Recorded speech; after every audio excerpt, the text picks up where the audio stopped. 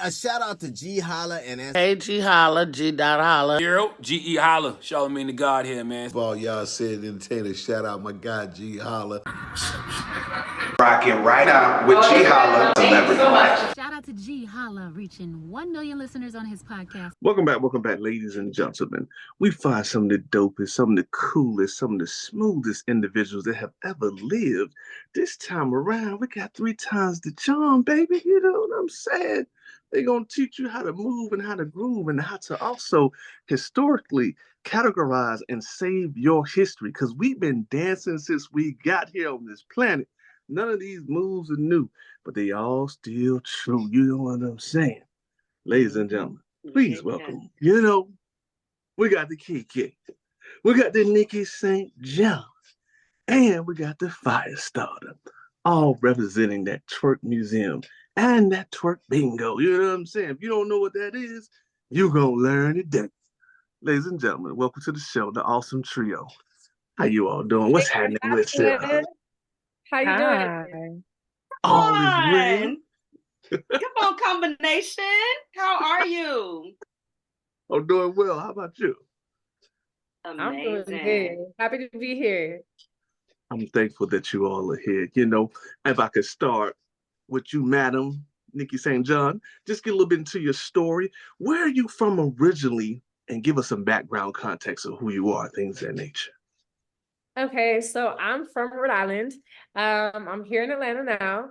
I was an exotic dancer for a really long time, so I got pretty good at twerk and at pole. I met Fire Starter because she has a pole studio here in Atlanta, the world famous Vertical Joe's pole studio. They train everybody from like the people on P-Valley, Real Housewives, everybody. And so, I had to come train with her, get my pole skills right.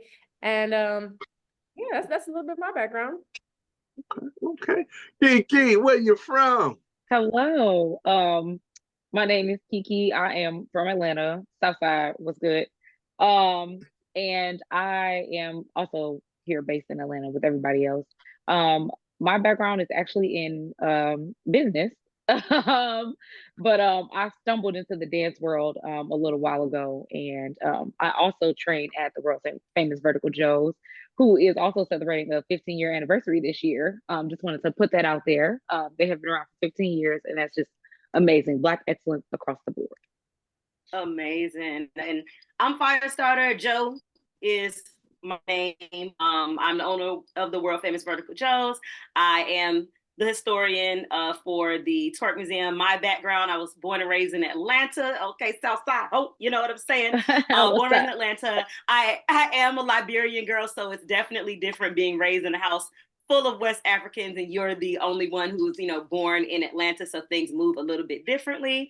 And my dance accolades, I've worked with a lot of different people, as stated, people like P-Valley, the artists in Usher's Las Vegas residency. But I used to back up dance for Lil Wayne. I performed and backed that thing up, and I really had no choice but to begin to share what I was doing with the world. And Nikki St. was one of my first, clients at my original studio, who really embraced what we were doing. And she took it to LA and helped spread the word further. And now she's back in Atlanta and we making magic. And she introduced me to Kiki. And now we are the Twerk Museum. Wow, that's amazing. How does it feel every time you hit 99 to the 2000? Because they still moving to it. You know what I mean? Listen, I am really, really grateful, to be honest with you, because really I toured with Wayne during the Carter 3. So we were doing back that thing up at the height of Wayne's career with Nicki Minaj and Drake and everyone else on the tour. But I yearned in my soul, Ge.Holla. I yearned to back that thing up with Juvenile. And last year, Candy had Juvenile in her Dungeon show, and I got to choreograph and perform with them. So the 99 to 2000 hit different with Weezy and Juvenile. So we had no choice but to say, man, we got to get this thing in a Twerk Museum, because that one song has unified the world of dance to where everyone knows that when this song comes on, you got to twerk. Hey, that's right. Even the word twerk been around for a long time because you remember the Yin Yang Twins, early 2000, whistle while you twerk. Mm-hmm. Mm-hmm. So actually, Absolutely. even though like twerk is a universal thing that we do throughout the African diaspora, like Africa, the Caribbean, South America, and America, one thing that Joe teaches in her twerk certification program, the twerk technicians, is the history behind twerking. So the first recorded use of the word twerk was in DJ Jubilee's song, Do the Jubilee Y'all, which actually came from New Orleans. So there's a lot of history behind this. And that's twerk, baby, twerk, baby, twerk, twerk, twerk, baby, twerk, baby, twerk, twerk, twerk. And that's what we're giving to people in the Twerk Museum. So the Twerk Museum merges, or we celebrate dance history and culture, and it's an immersive interactive experience. So what that means is that when you come in, you have professional dancers doing the original dances and the current dances, instructors to teach you the dances, and we have a bunch of dance themed or cultural themed backdrops that you can film your content against. So it's a really cool experience for people because they not only get to see the history, and unlike a lot of like selfie museums that aren't really museums, we actually do have historical exhibits from these regions, and we teach you the history of the region, and we teach you the history of the dances in the region and how they connect to like the present day.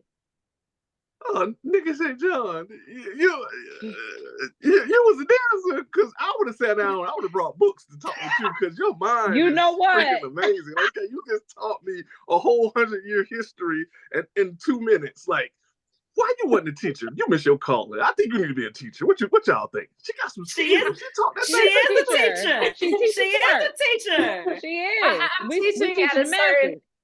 I'm teaching, yeah, we're teaching the masses. That's more, I love performing. I love being in front of the camera. That's more of my thing. But I also feel like it's very important since, every time we open up our phones or we're online, we see people twerking and people look down on it. But if people knew the history behind it, if they do that, like in Africa, twerk was used as celebratory dances. It was used to choose pairings between couples. It was even believed to get you closer to God. And then not just the, African connection, but even in modern day, it's like, you can connect to your feminine energy. Joe was talking earlier about how you can release a lot of trauma in your hips. It's great for health and wellness. There's so many benefits of it. And people looking down on it, they're only harming themselves because it's a great way to exercise. It's a great way to have fun, release tension, anger, like anything you have stored up in your body. Yeah. Yeah. We also want to make sure that the pioneers and the trailblazers get their recognition. Like, it's amazing that people are familiar with twerk through more modern songs, but we want to take it back to a DJ Jubilee or a Cheeky Black. Like, give New Orleans their credit for inventing the word twerk. We wasn't saying twerk until New Orleans people told us to do it. And New Orleans people told you, twerk that thing, girl, drop that thing, girl. They told us what to do. But then later, Atlanta had to make it to where we created trap music where nobody had to tell you anything. You hear a trap beat and you already knew what to do. So we knew that we had different things to offer people with the Twerk Museum, even people who are from Atlanta, even people who are of African descent, who already are in alignment with certain things. We want to make sure we have something to offer everyone. Like, do you know about this in South America? Do you know about, this, in the Caribbean? So that's kind of the mission, to teach people. And Nikki's very passionate about it, as you can see. And growing up like in an immigrant community where like my father's from Trinidad, a lot of my friends were either from other countries or they were first generation, but a lot of them, English wasn't their first language. It was like Portuguese or Spanish, but they're still of African descent. So for someone like me who grew up in the Northeast where it's a lot of immigrants and coming down South, and I see that my friends down here, they don't know anything about that. It's very important to me that we get those people in the museum as well, because we all came from the same place. And then we feel like we're disconnected, or society makes us feel that way, but it's really not. We're really like the same people. So, and especially like us as Black Americans, it's, we're always fighting to be seen, to be heard. Imagine how hard it is for like Afro-Latinx people, or like people, Afro-Brazilians, or people, Africans of Portuguese descent, to also be seen and be heard in their respective countries. So I feel like this is a place where all of the descendants of African slaves can come and see something that symbolizes their family, their culture, their history. That's powerful. Thank you for saying that, because we need to see another version of our dynamic awesomeness. You know, like saying a lot of times we only see 180 degree of who we are, but we need to see that total 360 degree, because as the world turns, our mind turns, and we're able to connect with all of our cultures. You're right. All of this, if you study Pangea, which said all the land masses were one before they split, all of this is Africa.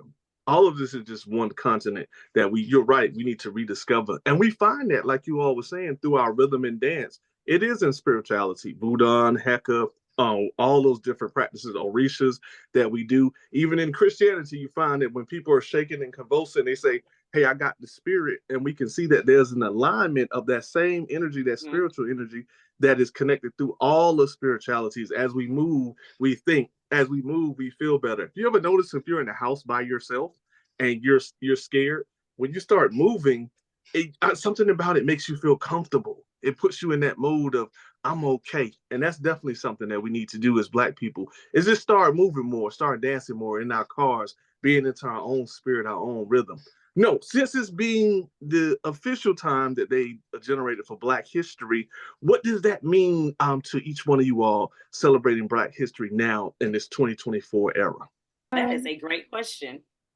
I'll take this one. I think now it is more imperative, you know, now more than ever, to make sure that we are making a stamp on our culture and making sure that people recognize that this is something that is not new. We're not new to this, we true to this.